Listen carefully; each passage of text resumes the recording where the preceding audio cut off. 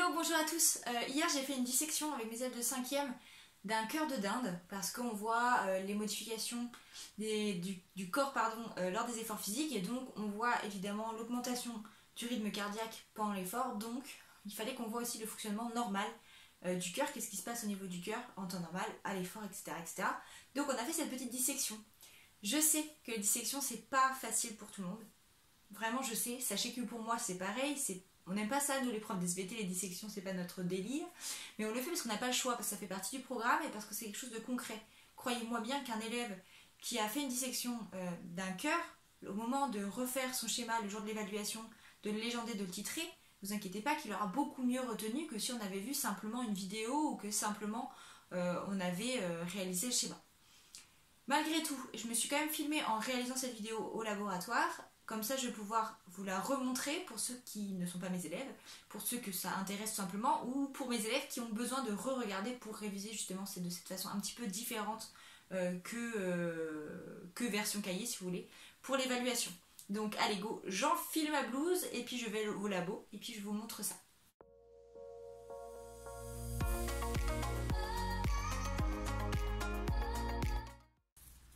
Alors, première chose, pour réaliser une dissection, ce n'est pas obligatoire, on peut mettre des gants.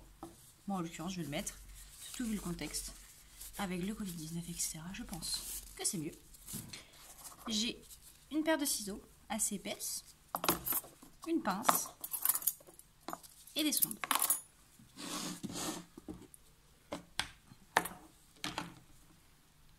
Voici donc la bête. Ici, du coup, on a un cœur de volaille, donc de dinde, ok, représenté, hop, donc il est un petit peu abîmé, on voit notamment ici qu'il y a vraiment une grosse partie qui a été coupée par le boucher, du coup on repère mal les cavités d'en haut, d'accord, ce qu'on appelle les oreillettes, et il est aussi très gras, on voit beaucoup de blanc, d'accord, donc on va le mettre en face ventrale, c'est-à-dire que vous voyez le ventre, d'accord, le côté ventre du cœur en face de vous. Ok, donc on repère différents vaisseaux sanguins qu'on voit ici, d'accord, voilà. Donc on voit ici ce sont des veines, d'accord, la paroi est très molle et donc c'est par ici que le sang arrive vers le cœur. On a aussi d'autres vaisseaux sanguins qui s'appellent les artères par lesquels part le sang du cœur. On va faire une dissection pour essayer de repérer comment est organisés les ventricules, parce que la partie plus foncée qu'on voit ici, ce sont les ventricules. Donc, ce que je vais faire, c'est que je vais réaliser un trait de coupe ici. Pour ça, je vais prendre mes ciseaux et je vais couper comme ceci.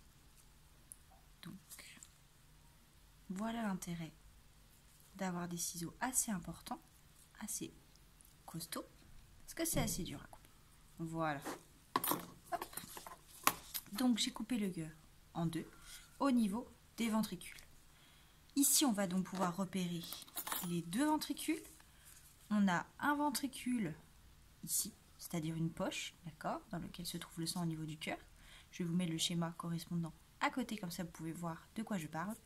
Ici le ventricule, c'est le ventricule gauche. La paroi est très très épaisse, parce que c'est lui, quand il va se contracter, qui va envoyer le sang partout dans les organes, partout dans le corps, donc il a besoin d'être très musclé pour envoyer beaucoup de sang.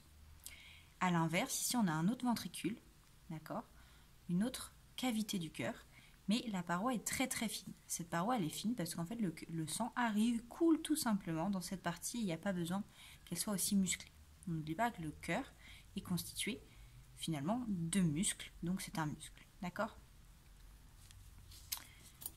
Et on voit ici pareil, donc le haut du ventricule droit et le ventricule gauche.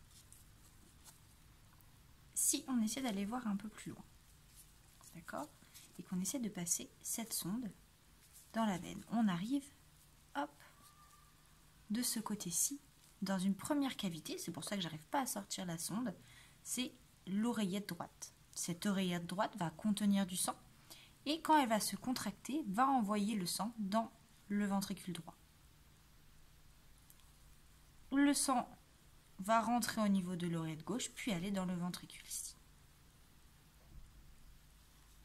Voilà pour cette dissection, c'est tout simple. C'était vraiment un niveau 5e pour essayer de repérer les différentes structures, les différentes cavités du cœur.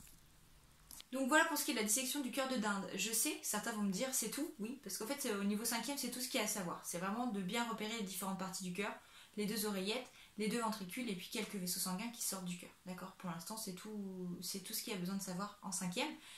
Si certains ont besoin de voir une vidéo d'une dissection vraiment plus poussée, dans ce cas il faudra regarder une vidéo sur un cœur par exemple de porc ou de mouton qui sera beaucoup plus gros, beaucoup plus facile pour repérer les différentes parties externes. Voilà, donc je vous laisse fouiller sur YouTube, je suis sûre que vous trouverez votre bonheur.